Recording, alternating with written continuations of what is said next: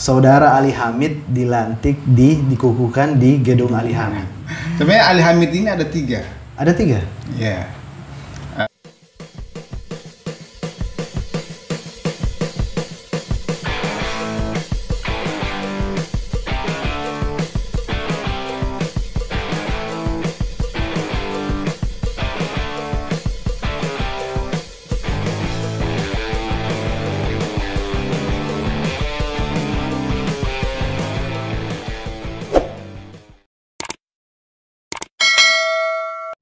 Assalamualaikum warahmatullahi wabarakatuh. Masih di Bengawi Show. Hari ini, malam ini kita kedatangan Ketua Karang Taruna terpilih, ada Saudara Ali Hamid. Oke, kasih bro, sudah datang di sini.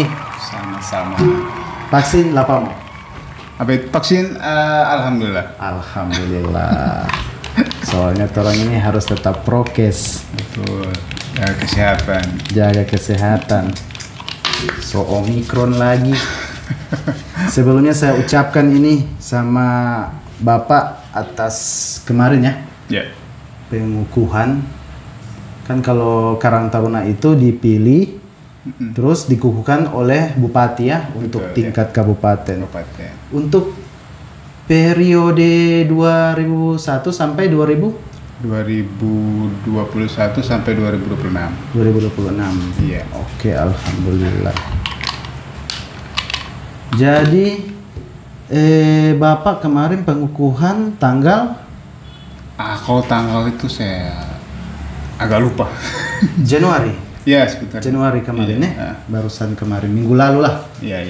Di Sekitar gedung itu, 2 minggu kalau di gedung Ali Hamid itu. itu Iya. yang menarik. Saudara Ali Hamid dilantik dikukuhkan di gedung Ali Hamid. Jadi itu namanya Ali Hamid itu Tabea itu masih om ya? Iya, paman lah gitu. Saudara dari Bapak. Iya. Saudara kandung. Saudara kandung. Oh, saudara kandung ya? Bapak itu adiknya paling kecil Ali Hamid. Oh. Muhammad Ali Hamid yang paling kecil. Oh, mantan bupati ini paling kecil. Iya, paling Bungsu, Iya, paling bungsu almarhum.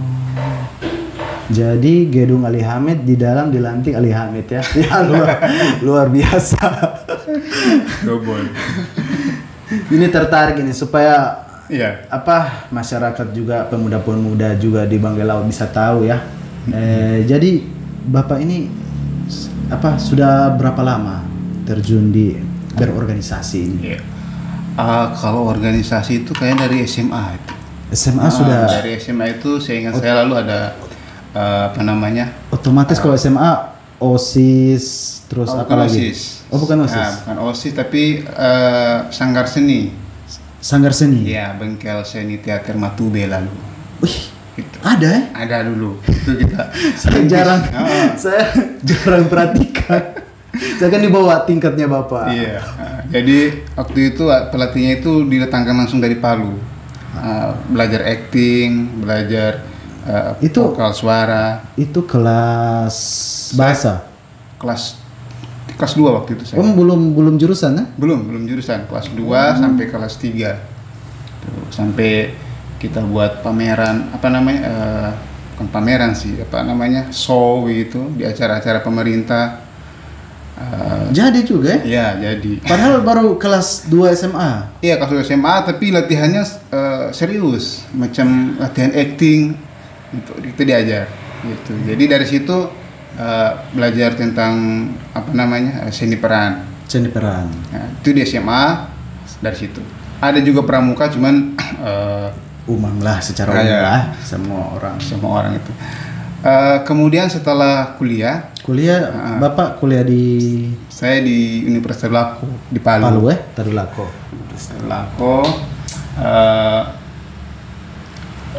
Itu biasa himpunan mahasiswa ilmu pemerintahan karena jurusan pemerintahan. Jadi Bapak aktif juga ya? Aktif di situ. Jurusan pemerintahan masuk di situ organisasi, kemudian ditunjuk juga sebagai ketua lembaga LDF, Lembaga Dakwah Fakultas.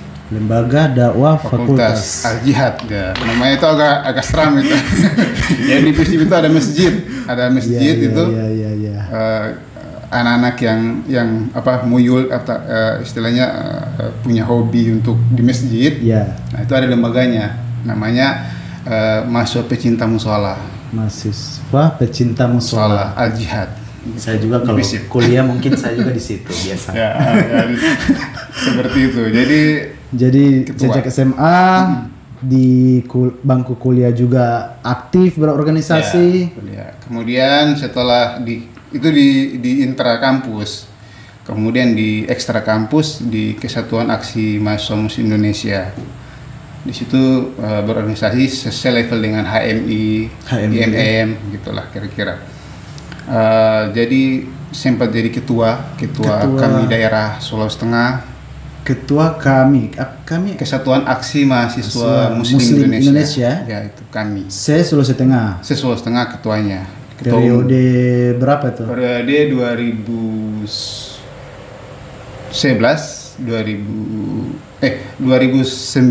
2011. Wah, itu luar biasa itu juga.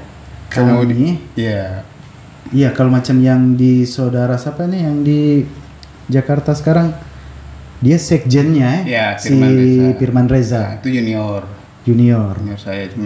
Dia kuliah di mana? Makassar. Sekjen nasional juga dia. Ya, lalu dia jadi sekjennya Kesatuan Aksi Mahasiswa Muslim Indonesia. Bapak yang ketua umum di Sulawesi Tengah periode itu 2009. Sebelum Firman Reza. Saya dulu, kemudian setelah itu baru Firman Reza. Wah, luar biasa. Saya juga kalau tidak biasa dari ini berorganisasi. Ini menarik ini. Apa yang membuat Anda tertarik dengan berorganisasi ini? Ya, kalau pemahaman saya waktu mahasiswa itu sebenarnya adalah organisasi itu kan ada wadah ya. Wadah kita menuangkan kreativitas, ide, pemikiran itu kan, kemudian bersosialisasi dengan teman-teman itu. Jadi di organisasi itu kita bisa meluangkan ide kita yang kita bisa wujudkan secara bersama-sama gitu. Dan di organisasi itu dibentuk ideologi kita, pandangan hidup kita, way of life kita kan. Mau kemana idealnya seperti apa ya? Ya, jadi sampai di KNPI, DPD KNPI Sulawesi Tengah juga sempat masuk itu. Di zamannya Kandayani Basma. Jadi Basma ya? Iya, di Basma yang sekarang anggota DPR provinsi. Itu sempat di situ, cuman karena ada dualisme, saya kemudian diperintahkan oleh senior saya untuk pindah ke Erwin Lamporo, KNPI sebelah. KNPI pernah juga ya? Di Sulawesi Tengah itu di Palu, provinsi ya? Iya, di tingkat provinsi pecah sampai ada ada aksi-aksi anarkis lah gitu. Yeah. Jadi sampai ke situlah. Jadi seperti itu, jadi saya memandang organisasi itu sebagai cara saya untuk menuangkan ide dan gagasan saya, dan saya bisa bersosialisasi dengan banyak orang. Sip. Kalau terjun secara resmi sekarang masih terdaftar sebagai di salah satu partai politik? Masih.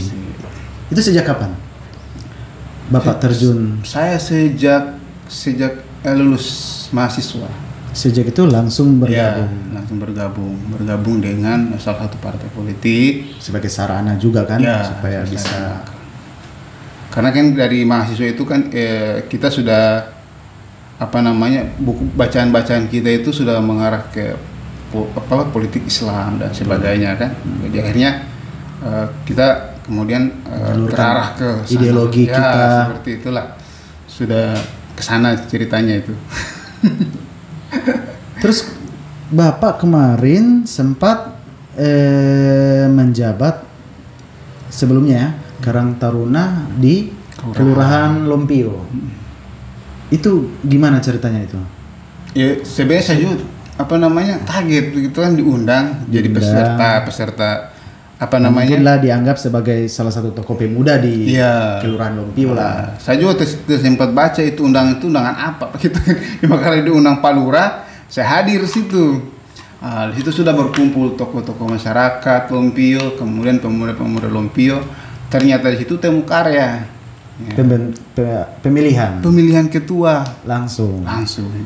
Tiba-tiba keluar pemenang. bukan pemenang, langsung siapa yang ditunjuk jadi ketua, aklamasi angkat tangan semua. Ali Hamid satu. Langsung ditunjuk berapa nama nominasi 3 orang itu. Ali Hamid, terus Saya lupa lagi nama ya 2 orang itu. Isukam Dani. Kayaknya itu. Nah itu tiba-tiba ternyata nama saya yang paling banyak. Jadi dengan secara spontanitas melihat Bapak langsung dipilih. Ya, jadi kesepakatan di situ, termasuk orang tua kita di toko-toko di Lumpio itu yang hadir, itu langsung. Ceritanya ini deh. Kalau orang tua yang pilih tidak bisa menolak.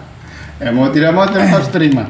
Itu berapa lama itu menjabat kemarin? Iya, jadi ketua Karang Taruna Kelurahan itu sebenarnya bertepatan dengan COVID-19 itu. Jadi setelah saya diangkat jadi ketua Karang Taruna Kelurahan, saya kemudian mengumpulkan teman-teman datang di rumah, kita ngopi, kita bergoreng-goreng apa semua, kita bicarakan tentang program kerja, muncul COVID-19.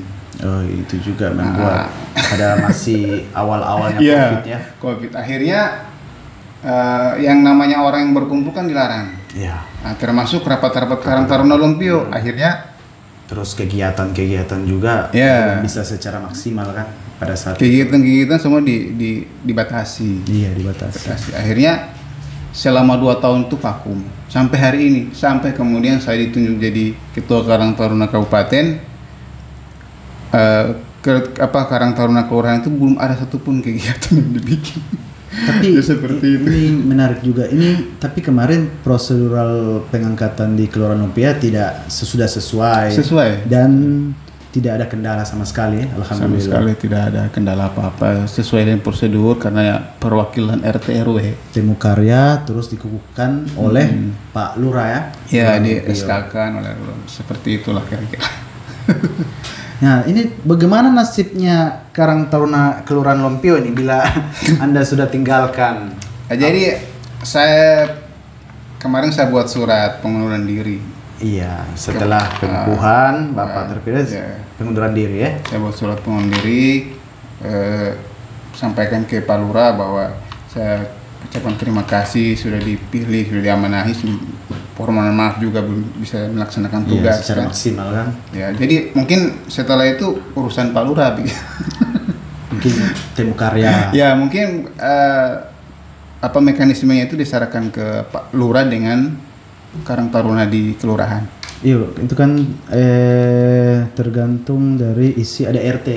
Ada RT dari kelurahan di situ bagaimana apa mau pemilihan lagi atau gimana? Mungkin Akbar Pilog itu karena dia yang wakil. Akbar ya? Dia yang apa namanya? Wakil lah. Akbar Pilog. Ya, boleh juga beliau itu. Nah, ini menarik ini terkait Karang Taruna Kabupaten Bangka Laut. Ini kan sebelumnya sudah ada. Iya.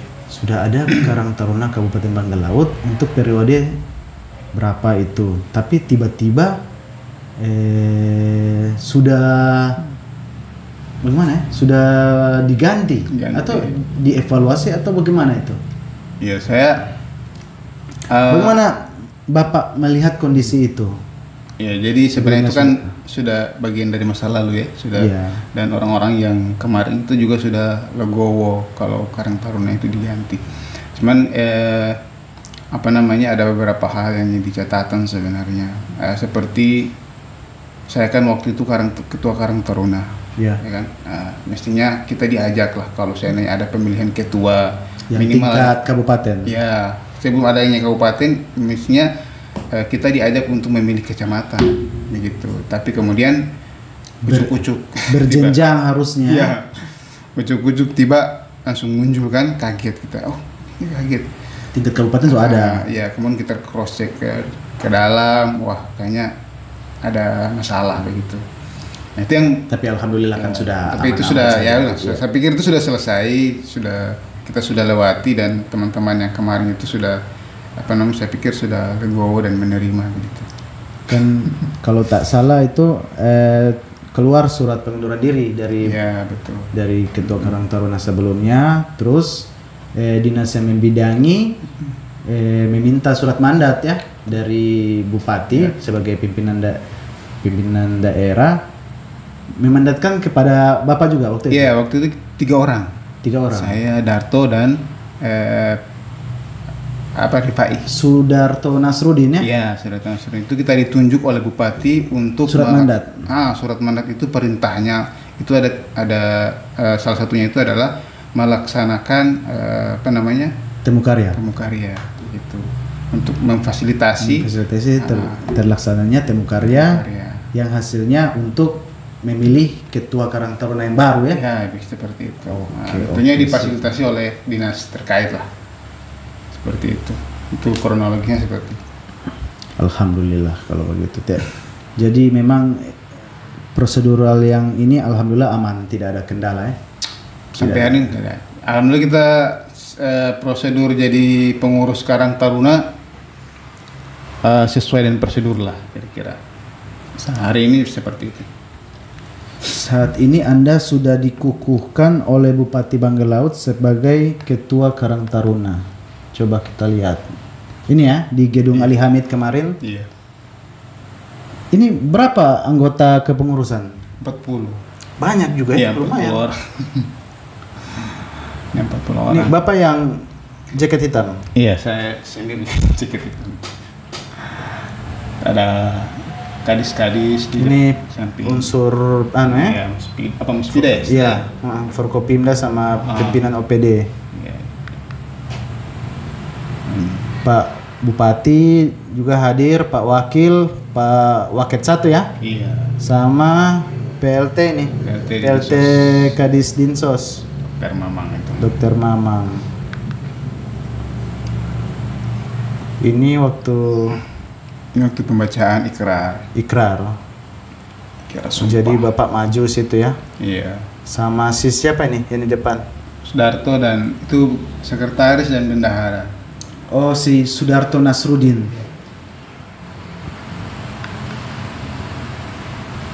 Wah, ini yang keren. Bagaimana perasaan Anda ini ketika Bupati memberikan tongkat kepada Anda? Apakah menjadi sebuah beban atau Iya. bagaimana menurut Anda? Apa yang Anda rasakan saat itu? Perasaan saya sebenarnya bagian dari tanggung jawab lah ya. Jadi penyerahan ini kan simbolis ya, penyerahan bendera ini adalah simbolis ya. Cuma makna dari penyerahan bendera ini sebenarnya adalah sebuah tanggung jawab ya, tanggung jawab yang harus kita jalani, di mana amanah itu dibebankan kepada kita dan mudah-mudahan bisa berjalan sampai 6 tahun ke depan, 5 tahun ke depan gitu, seperti itu.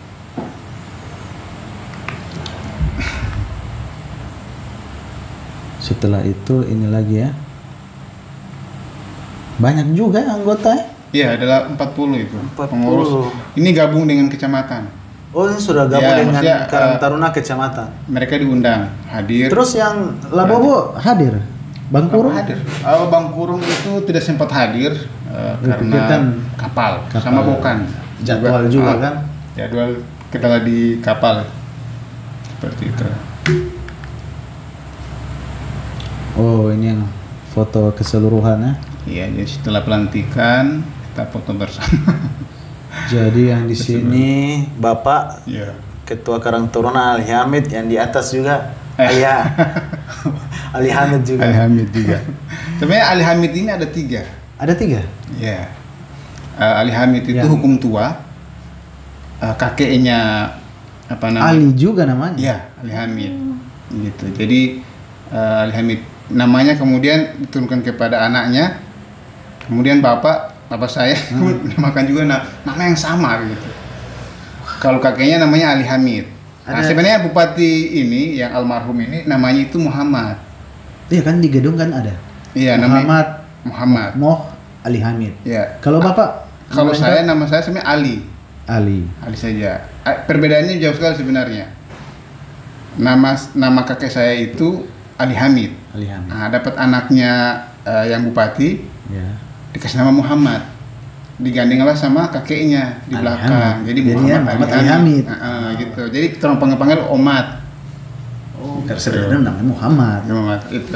Cuma karena gak bin Iya, Ali Hamid, bin bapaknya jadi begitu. gandeng Ali Hamid lagi. Nah, kalau saya beda lagi. Nama saya Ali sebenarnya. Nah, pada saat mau ujian lapor, Ya. ini guru suruh tanya, namamu siapa ini? Muhammad Ali atau Ali? Terpaksa saya lari kan. Tapi sebenarnya Ali. Sampai di rumah ketemu bapak, terus dia bilang, Pak ini Bapak sudah diminta ini nama. Siapa? Muhammad Ali. Padahal sebenarnya Ali, akhirnya jadi sama. Persis. Jadi kayak unsur ketidaksengajaan. Tidak ada persoalan itu. Seperti itu lagi karena namanya. Jadi beban juga sih sebenarnya. Nama ini beban itu. Bagi saya sih. Siapa yang tak tahu ini? Iya. Beliau ini, Makanya ya. orang hebat. Saya sering ke Palu ke Biro Hukum, itu beliau foto ada juga di atas. Kan sempat pernah jadi karo hukum. Betul. Beliau. Jadi ada juga terpampang di bagian Ali Hamid. Kalau beliau ini aktivis 66, angkatannya Abu Rizal Bakri. Wah, angkatan juga. Iya.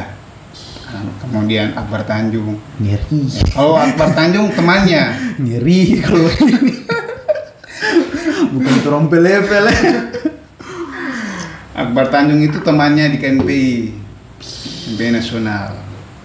Oh, beliau dari Sulawesi Tengah Ya. punya. Jadi istilahnya ya. Jadi memang Tarung juga di. petarung organisasi juga. Iya, organisasi Dan juga. memang pada saat beliau duduk sebagai pejabat Bupati Bangket pada saat itu memang sudah di umur. Iya, sudah. Iya, Uzur lah. sudah mulai usia kan. Seperti itulah. Oke.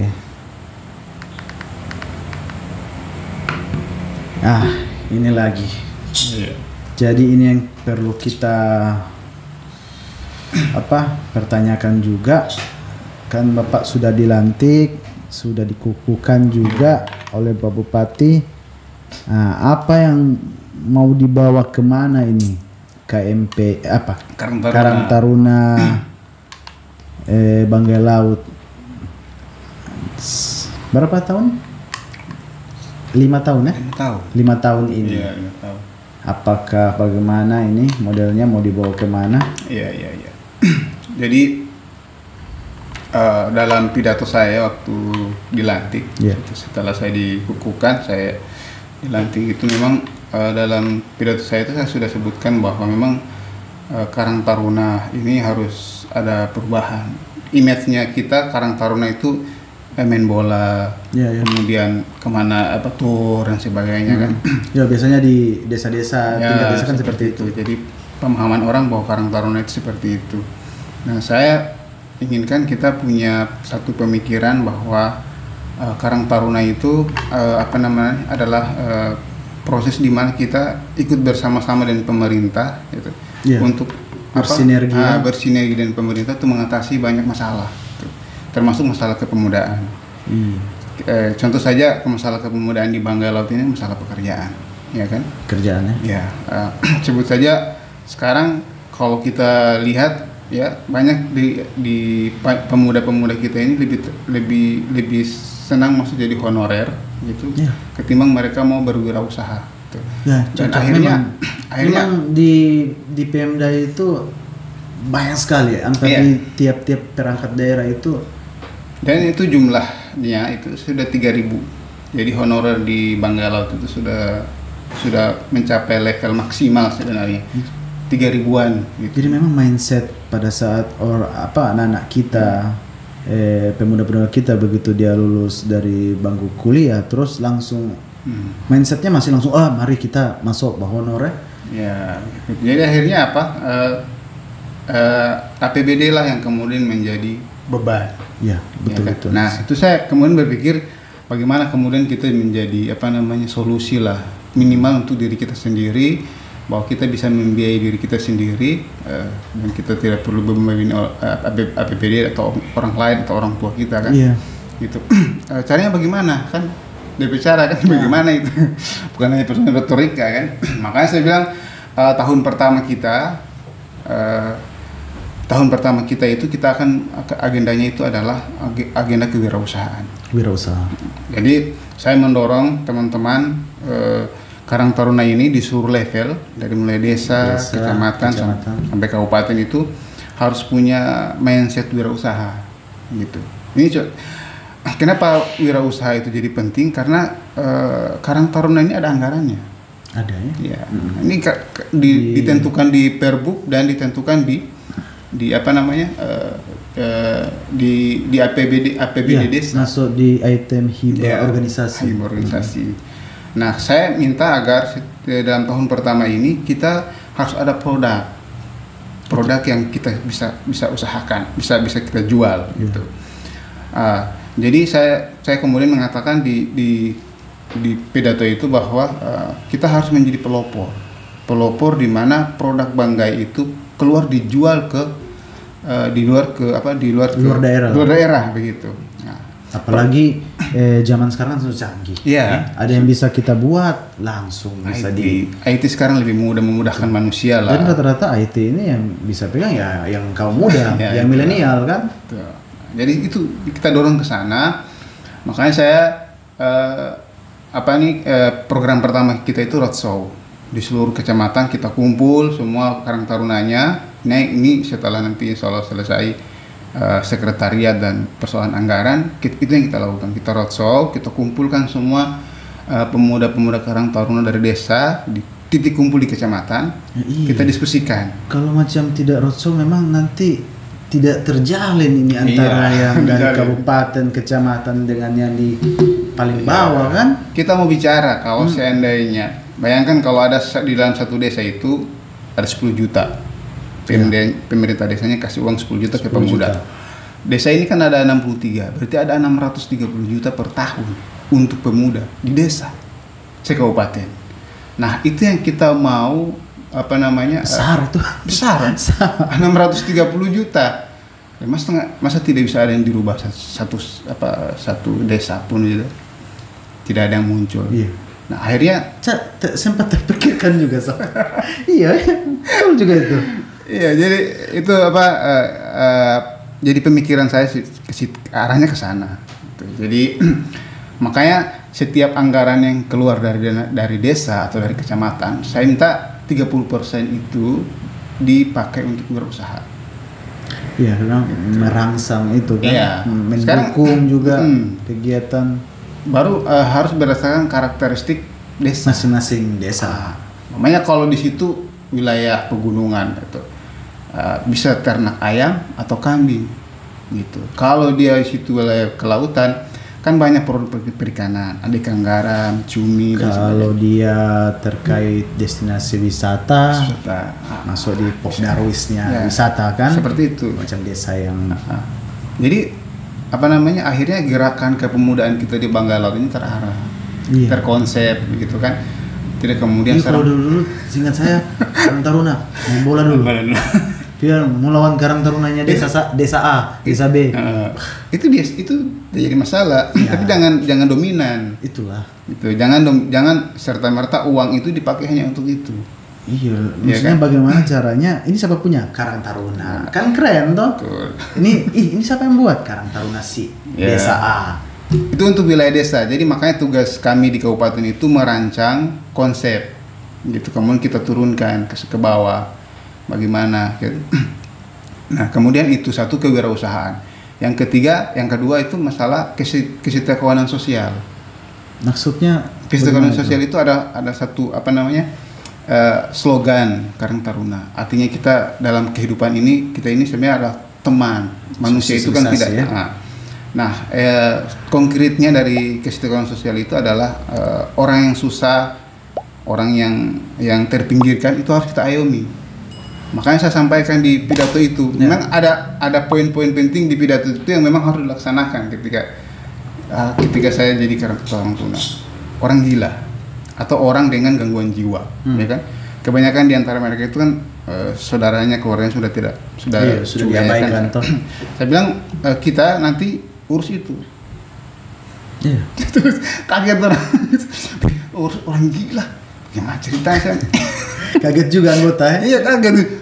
Orang bagaimana dia bicara. Saya bilang, makanya masuk di Karang Taruna itu baca. Baca apa slogannya, apa prinsipnya begitu kan. Nah itu masalah Salah satu prinsip juga. satu prinsip itu kesederhanaan sosial itu hanya kita empati sama orang gitu. Kita harus konkret. Makanya setelah ini kita cari orang dengan gangguan jiwa di jalan, yang kita kasih terlantar, makan. Ya, kita kasih makan. Kalau oke lah kita tidak bisa obat, ya kan? Paling tidak kita bersihkan dia. Maksudnya turun gunting DP rambut, turun ganti DP baju begitu. Siapa tahu sembuh atau tidak kan jadi kita fasilitator juga untuk mungkin dinas terkait tidak sempat tahu ada yang ini kan yang bersangkutan, tapi dengan di Ayomi mungkin bisa di dinas terkait kan dinas sosial Dinas juga. sosial, ya. Makanya saya bilang kita include. Saya bilang sama Pak Kadis, Pak Kadis kita include ini Pak. Iya kan Programnya. pembinaan Karang Taruna itu di dinas sosial. Iya, itu mitra. Nah, kalau penanggung jawab Bupati langsung ya. Iya, betul langsung. Jadi itu 2 poin sebenarnya. Ada beberapa poin sih, cuma saya pikir itu yang paling penting. Yang akan kita buat nanti.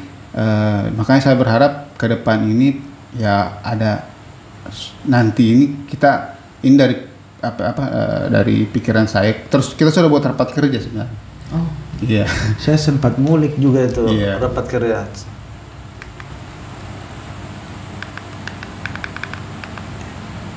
Ya, ini ya. Iya, jadi setelah dikukuhkan 2 hari kemudian kita buat rapat kerja.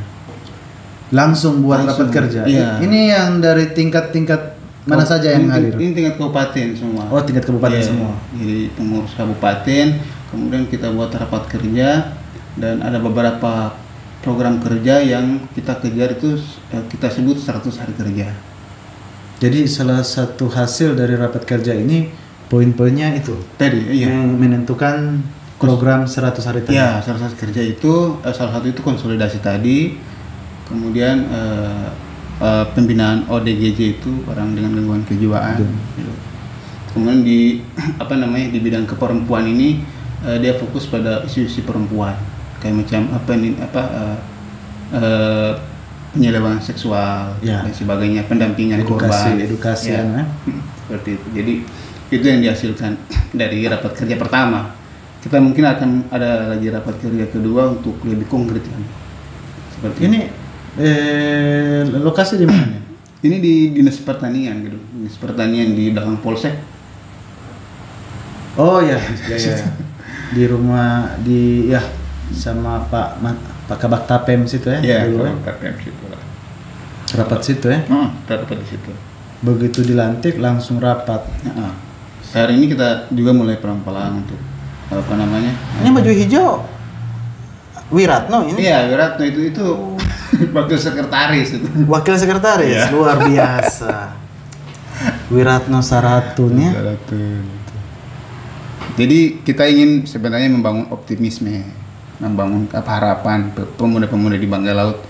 Kalau sebenarnya meskipun kita jauh dari pemerintah pusat atau kita jauh dari kita di pulau, tapi kalau kita betul-betul serius mengelola potensi kita, saya yakin Banggai Laut bisa maju. Itulah dari sisi kepemudaan. Gitu. Contoh saya kayak contoh di Parigi Motong kan. Di Parigi Motong itu ada satu produk namanya Nata de Coco. Nata de Coco itu Karang Taruna punya dan itu sudah dijual di luar Parigi. Sudah jadi perusahaan bahkan. Artinya itu apa? Dia sudah menyerap tenaga kerja. Nah, artinya Karang Taruna sudah bisa menyerap ya tadi kalau kita bicara pengangguran di Banggai Laut ini kan ada sekitar 1.300. Sekarang. Kalau data BPS itu pengangguran kita di Banggai Laut ini 1.300. Kita tahu saya bisa masuk atau besar itu. Sebenarnya kecil itu. Tidak terlalu besar bagaimana? Maksudnya ukuran di sini. Oh ya, ukuran sini yang 72.000 penduduk kan. Jadi itu gitulah. Bagaimana kemudian kita bisa ini? Itulah tadi yang saya bilang juga tadi, makanya ada sesuatu yang dibuat. Ini apa? Ini Karang Taruna punya. Iya. Itulah tadi yang seperti yang dibilang di Kabupaten Parimo tadi. Iya betul. Luar biasa rapat kerja, aman-aman ya, lancar. Ya lancar, alhamdulillah. Ini terkait tadi sambung tadi. Adakah keresahan Bapak terkait pemuda ini kita nantinya? Mungkin ada tidak keresahan tentang ini pemuda saat ini mungkin yang cuma main-main HP atau apa, itu bagaimana itu? Kalau di saya- daerah kita ini. Iya. Kalau saya juga itu main HP, main game juga Iya, saya. maksudnya kan ada juga yang tiap hari Ya maksudnya yang sekedar melewati Ya, waktunya begitu saja itulah ya, tanpa ada. sampai so malam masih Ya, HP terus. Ini sih. sedangkan apa? Insya Allah dengan adanya Karang Taruna ini pemuda sudah bisa itu toh. Itu harapan gitu. Harapanlah kita. Yang takutnya ini di Banggai Laut seperti itu. Ya kalau Karang Taru makanya lembaga-lembaga kepemudaan itu seperti KNPI, kemudian masuk juga KONI ya kan, karena Ya, penyelenggaraan KONI, olahraga dan olahraga. sebagainya. Karang Taruna itu harus buat kegiatan. Media ya. Iya, Sebagai maksudnya apa, kegiatannya fasili- apa, Heeh. melibatkan berapa banyak pemuda, apa manfaatnya. Ya, kalau sekedar hanya kegiatan elitis saja, namanya cuma dorang-dorang saja, kemudian dengan orang-orang yang tanpa melibatkan mereka yang duduk di deker, tanpa melibatkan Itulah. dorang. Akhirnya nantinya jadinya kriminal, Iya, narkoba. Iya, artinya apa? Lembaga kepemudaan itu tidak hadir di masyarakat.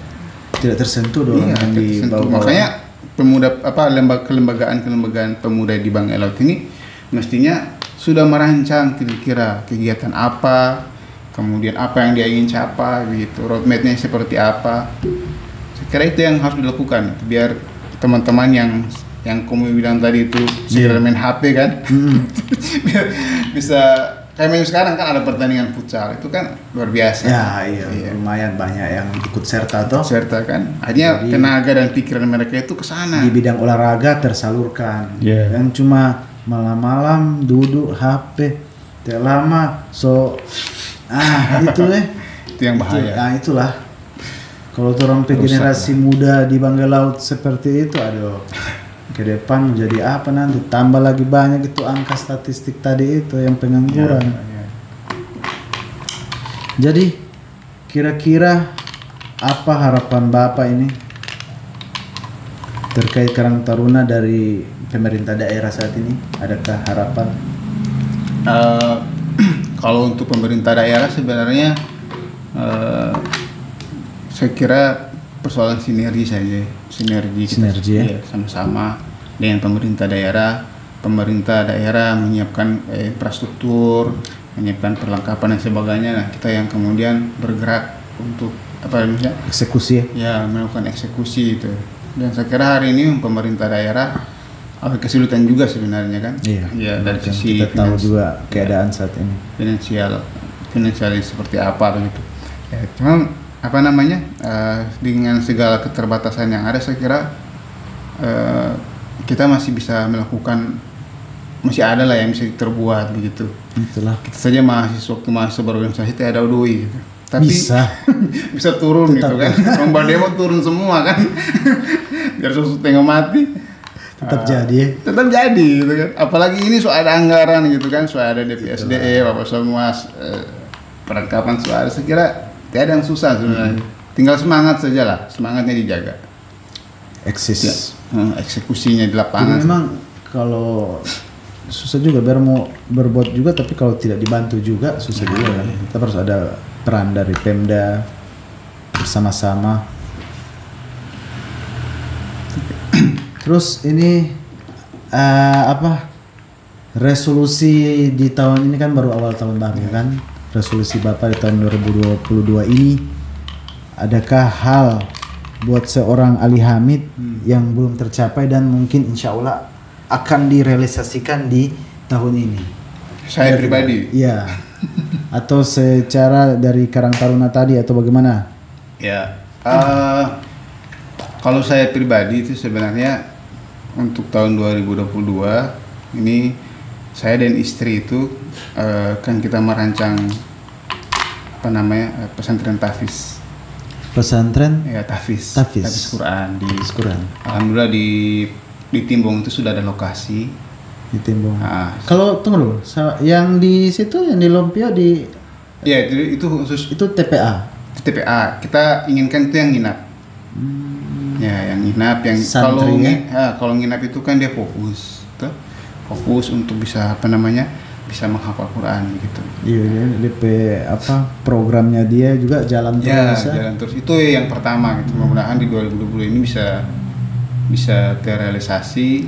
Insya Allah. Kita doakan sama-sama.